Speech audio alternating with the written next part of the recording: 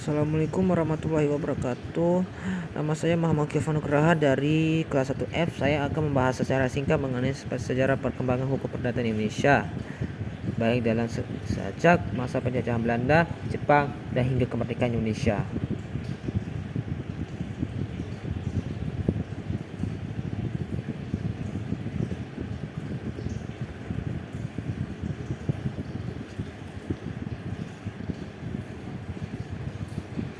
Di masa kolonial Belanda. Baiklah, sebelum masa kolonial Belanda, ada juga hukum yang diterapkan di setiap wilayah adat, kekuasaan adat dan kerajaan di Nusantara yang disebut dengan hukum adat. Artinya diterapkan oleh pemerintahan dan setiap kekuasaan adat. Dan itu diterapkan juga dan wajib dipatuhi oleh orang di sekitaran wilayah adat dan juga orang di luar. Baiklah, di saat itu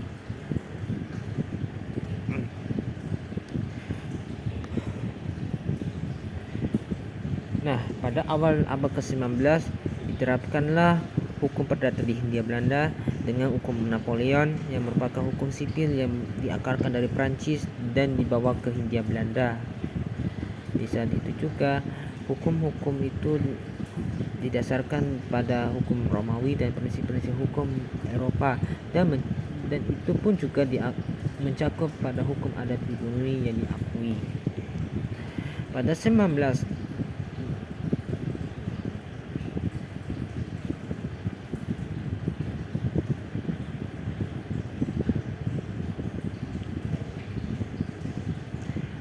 dan pada 1938 diterapkanlah Burgerlijk Wetboek atau BW atau Kitab Undang-Undang Sipil untuk Hindia Belanda pada 1838 dan kemudian dimodifikasi pada 1847 dan ini merupakan kodifikasi hukum pertama yang diterapkan di Hindia Belanda dan juga diadopsi dari hukum perdata Belanda.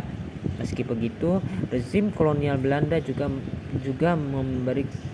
ada pengecualian dan penyelesaian terhadap hukum adat dan di saat itu juga hukum adat masih diakui dan digunakan dalam banyak kasus dalam urusan keluarga dan pertanian dan itu juga diterapkan juga hukum agraria yang berkembang untuk mengatur urusan pertanahan di tahun 1937 BW itu direvisi kembali untuk mengakomodirkan dalam perubahan dalam masyarakat kolonial Hindia Belanda.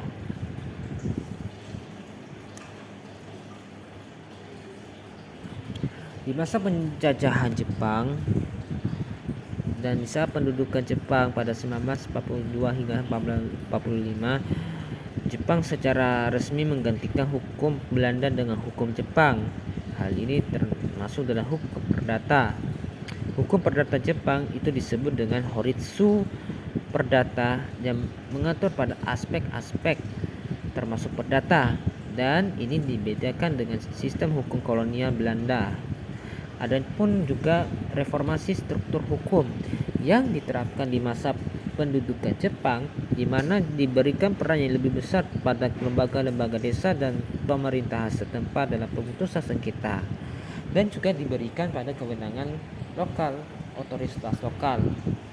Ada juga yang mengadakan penghapusan perbudakan dan pemberian pengaruh budaya pada budaya Jepang selain pada kehidupan sehari-hari termasuk sistem pernikahan. Namun setelah kekalahan Jepang pada 1945 yang ditandai dengan penyerahan kepada pasukan sekutu, pada akhirnya hukum perdata Jepang resmi tidak lagi berlaku.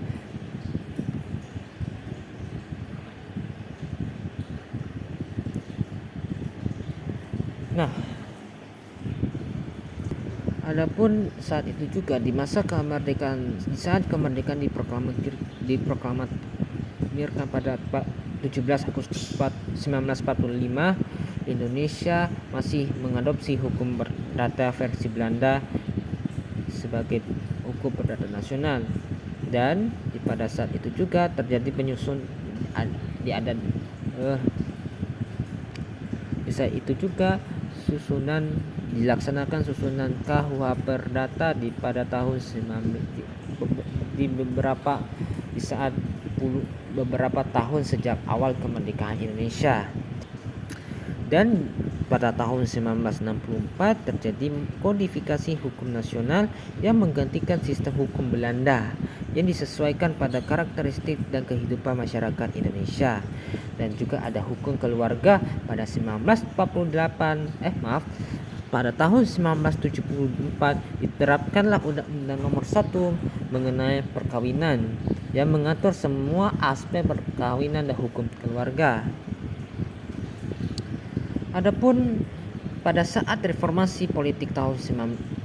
nasional tahun 1998, sistem hukum Indonesia juga terdampak, termasuk dalam reformasi terhadap hukum, dan termasuk juga hukum perdata.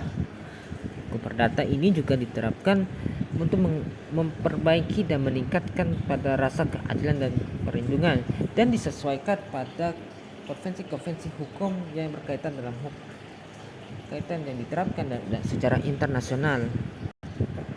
Adapun dalam pasca 1998, adapun yang diterapkan dalam sistem peradilan hak asasi manusia dalam penegakan ini tersebut agar diterapkannya untuk menangani pelanggaran hak asasi manusia yang belum selesai, termasuk revisi hukum perdata untuk mengakomodasi pada perubahan sosial dan kebutuhan masyarakat saat ini.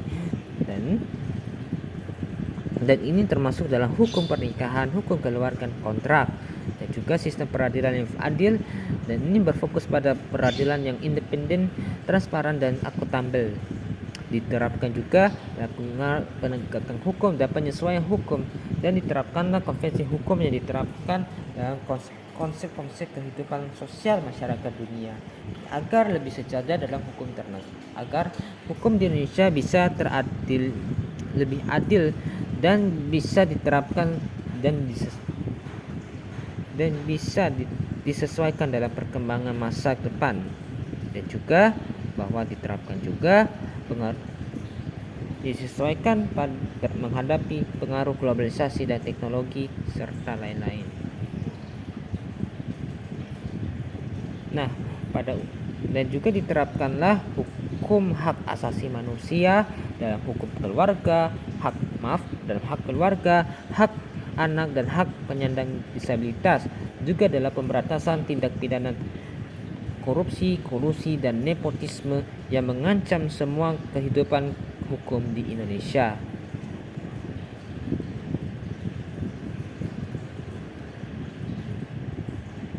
Serta meningkatkan tata kelola negara yang lebih baik dan lebih transparan.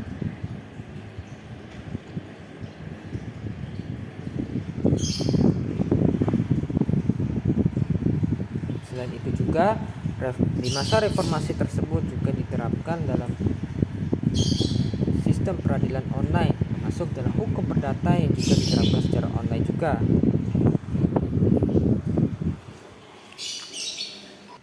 Nah,